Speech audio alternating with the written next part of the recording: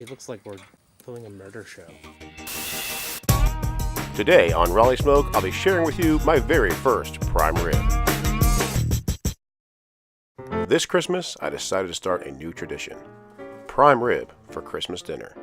Now, from what I understand, prime rib doesn't mean USDA prime, but I think it should. I mean, if you're going to do something once a year, you ought to do it with quality meat, right? So I purchased a roughly 9.5 pound USDA prime standing or bone-in rib roast. And as you can see, this was no small purchase, a once in a year type purchase, or once in a lifetime if I really screw it up. Now I've already removed the fat cap and silver skin, plus let this thing dry brown with some coarse kosher salt, and as you can tell, this is one good looking piece of meat. Just look at that marbling. Now I really did consider Frenching the bones, or exposing them for looks. That's why I bought a bone-in, but frankly, I just ran out of time. To cover this roast, I decided on making a rosemary garlic butter, which was made up of 1 cup of butter, 7 cloves of garlic, 3 tablespoons of fresh rosemary, 1 tablespoon of fresh thyme, and 1 tablespoon of fresh ground black pepper.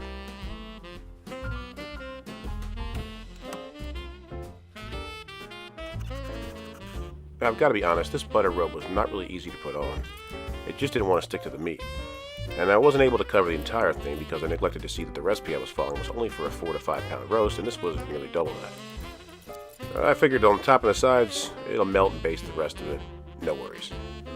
Now there are a number of ways to cook prime rib, but I decided on using the reverse sear method.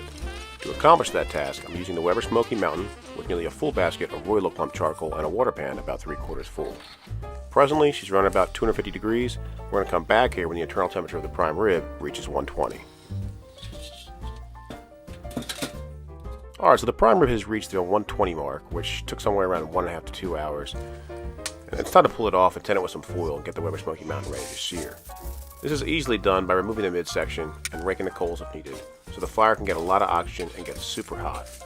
Now for added flair today, I'll be using the grill grates from my Weber Genesis, which I've already greased up. This entire process takes about 10 to 15 minutes, and it's good because it not only gives time for the coals and the grates to get hot, but also time for the prime rib, or whatever it might be that you are reverse searing, a chance to plateau so it doesn't overcook during the searing process. Alright, so what I'm doing here is steering the prime rib for 1 minute per side and turning it 90 degrees at the 30-second mark. I'm doing this because I'm hoping for some nice grill marks. This is exactly what I do for steaks, tri-tips. My goal here is to bring the prime rib's internal temperature to 130 degrees and pull it at a nice medium rare. But unfortunately, as you can hear, I overshot that mark by 5 degrees.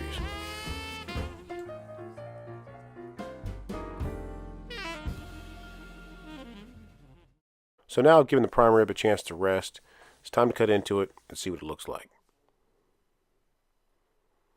Not bad, mostly medium rare throughout, like I was hoping for, but the outer edges are a little more done than I would like. I guess that was due to the searing. It all worked out well though, everyone was happy, and it really tasted great, especially with that nice horseradish cream sauce that I made. The recipe's in the iCard.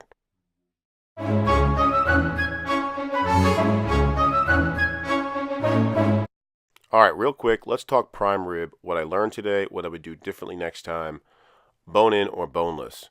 After this cook, I would say boneless because bones seem to just insulate the meat and cause uneven cooking. I bought the bone-in because I thought about Frenching the bones, but I didn't, and certainly it wasn't worth saving $1 per pound. Now, if by chance I do buy a bone-in again, I'm probably just going to remove them completely. Reverse sear or reverse heat, well, you saw the reverse sear. Next time I may try a reverse heat, meaning that I would just cook it slow and low like I did this time, to around 120 or so, but then raise the temperature in the cooker and let the roast finish on the upper grate. I would lose some of that mild reaction, but it may be worth it if it's just perfect and pink throughout. If I do decide to reverse sear again, I'm probably going to bring the internal temperature somewhere around 110 to 115 before searing, or just sear it on 2 sides so it won't overcook. And I don't think I'm going to use a compound butter again because it just seemed to burn off during the searing process. Well, that's my video, folks. I hope y'all learned something. I know I certainly did. Thanks for watching.